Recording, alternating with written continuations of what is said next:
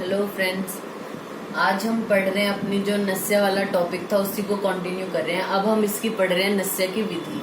तो सबसे पहले नस्या की विधि में आता है पूर्व कर्म के बारे में। पूर्व कर्म में हम क्या करते हैं, जैसा हमने बताया संभार संग्रह, मतलब जो चीजें हमें चाहिए उनको अपने पास रखना है। यानी सबसे पहले जो नस्या है उसके लिए कक्ष जो होगा वो कैसा होना चाहिए, प्रकाश युक्त हो, लेकिन खुली हवा का प्रवेश सीधा ना हो, उसमें धूल धुएं से सुरक्षित हो, ना ज्यादा उसमें उष्णता हो ना ज्यादा शीतल। इस प्रकार का कक्ष होना चाहिए जहाँ पे हमने नस्या करना है। और इसके अलावा जो उपकरण है, जैसे नस्यदान दीपक है, ड्रॉपर है, स्वच्छ कॉटन है जो उससे हम दे सकते हैं। अगर अभ्यंग हेतु तेल लेना है, धूमवर्ती यंत्र लेना है, गिलास, भगोना, टॉवल, ये सब हमने रखना है। और औषध जो हम जिस प्रकार से हम औषध यूज कर रहे हैं, यानी नस्या के हेतु हम अगर चूर्ण यूज कर रहे हैं, जैसे कटफल चूर्ण है वो हमने रखना है।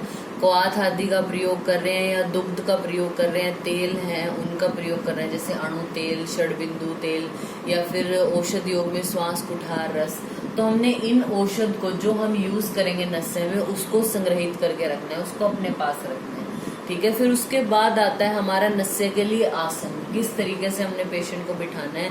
हमारे पास 1.5 से 2 फुट ऊंची एक कुर्सी होनी चाहिए। जैसे ये सपोज ये कुर्सी है, साइड व्यू इसका, तो जो ये इसका क्या होना चाहिए, पीछे की ओर पीठ तक पट्टी बनी हो। इसमें इस तरीके से एक पट्टी सी होती है, यहाँ तक बनी हो। इससे क्या होगा, जो पेशेंट का हेड है वो इस तरीके से टिल्ट होना चाहिए इसके ऊपर। ठीक है, पीछे की तरफ होना चाहिए। इस तरीके से हमने कुर्सी जो है वो रखनी है।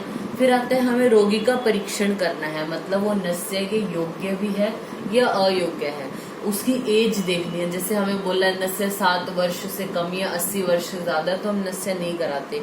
इसमें भी जो प्रतिमर्श है उसके लिए बोला गया है कि जन्म से मृत्यु तक हम करा सकते हैं। तो रोगी जो है वो योग्य है या अयोग्य है वो देखना है। अगर वो योग्य है उसके काल, प्रकृति, सत्व आदि का परीक्षण कर लेना है। फिर हमें योग्य काल देखना है, यानी जैसे अगर ग्रीष्म ऋतु है तो हमें पूर्वाह्न में उसको नस्या देना है। अगर शीत ऋतु है तो मध्याह्न में। वर्षा है तो हमें दुर्दिन ना हो, मतलब बादल ना छाए हो तब देना है। नॉर्मली हम जो नस्या देते हैं वो प्रावण, शरद और वसंत ऋतु में देते हैं।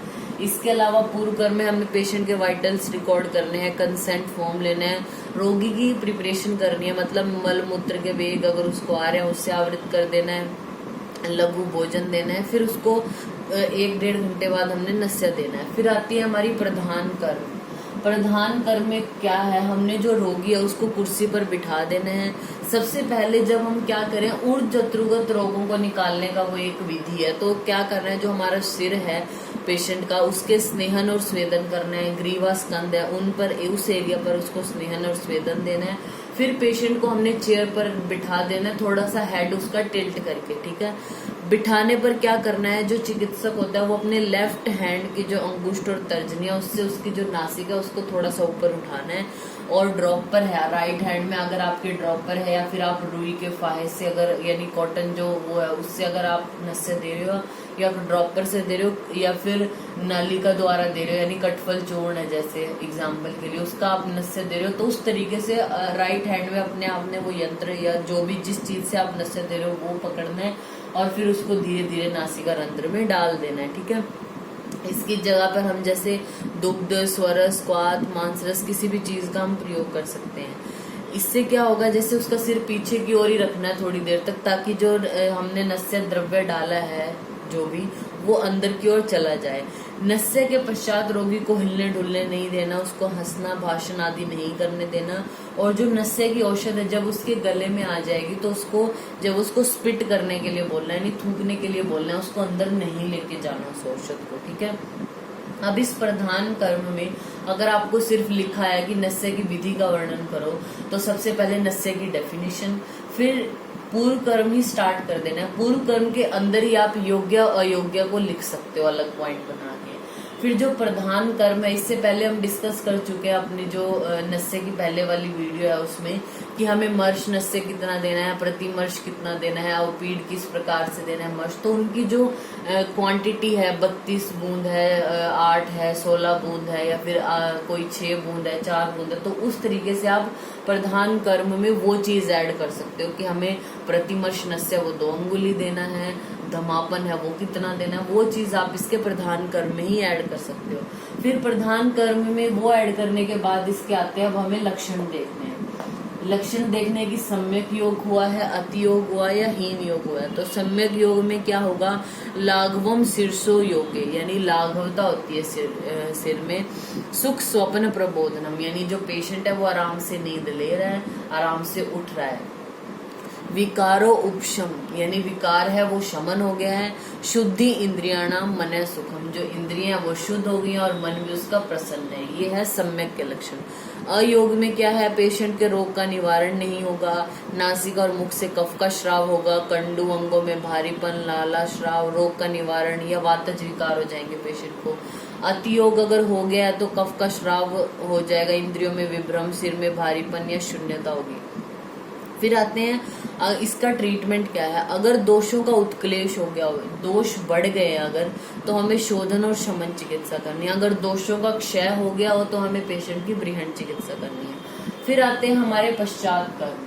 पश्चात कर्म में हम क्या करते हैं, यानी अब हमने नस्य दे दिया उसको पेशेंट को, जिसके सम्यक लक्षण आने थे, उनके बाद डायरेक्ट पश्चात कर्म करते हैं।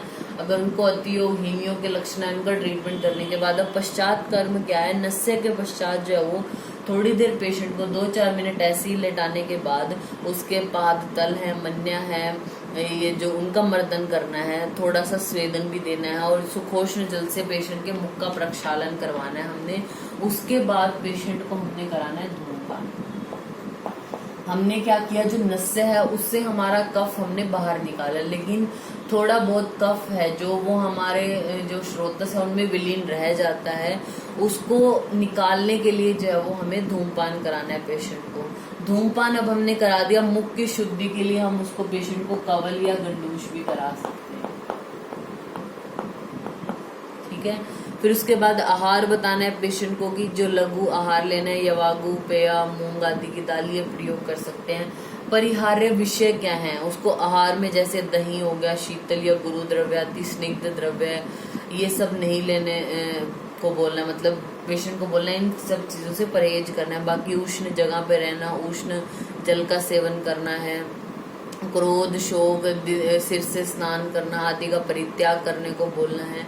फिर आती है जो हमारा नस्य है उसकी कार्मुकता क्या है, यानी वो कैसे वर्क करता है। मेन जो वर्क होता है वो गंध ग्रहण का है। हमारी नासिका के क्या होता है, जो हमारी नासा है उसके मूल में क्या होती है, गंधवाह धमनियां होती है, जो हमारा गंध का ज्ञान है वो सिर तक लेके जाती है। जब हम इन मूल स्थानों पर गंध युक्त द्रव्य, यानी जो हम नस्य विधि में जो यूज करते हैं, आप देखोगे तो जब अगर हम ऑयल यूज कर रहे हैं तो वो स्नेहन का काम करेगा, लेकिन जब हम नस्य के लिए चूर्ण आदि का प्रयोग कर रहे हैं तो आप देखना वो सारे द्रव्य गंध प्रधान होते हैं, यानी उनकी गंध थोड़ी तीक्ष्ण होती है। तो ये क्या करते हैं, जैसे ही हमने नस्य के लिए कोई भी द्रव्य डाला तो वो जो ये गंध वहा वाली धमनियां हैं जो गंध का वहन करती हैं, उन धमनियों को उत्तेजित करता है, यानी वो मैसेज सिर तक पहुंच जाता है और इससे उत्तेजना होती है एकदम से, और गंधवा जो स्रोतस है उसमें प्रक्षोभ होता है और श्वेतु यानी छींक की प्रवृत्ति होती है, जिससे जो सिर स्थित कफ है वो दोषों के साथ उसका निर्हरण हो जाता है। जैसे चूर्ण के लिए हम गंध प्रधान जैसे शुंठी, हिंगू, लहसुन, बचा, कटु, उष्ण, तीक्ष्ण द्रव्य ये यूज करते हैं। ये तो गंध प्रधान द्रव्यों की बात आती है। फिर आती है मधुर औषधियां अगर हम यूज करें वो प्रीहण, शमन और तर्पण करती हैं। कषाय रस वाली औषधियां अगर हम यूज कर रहे हैं तो वो स्तंभन करने का काम करती हैं, ठीक है। तो ये हमारी होगी नस्य विधि। Thank you.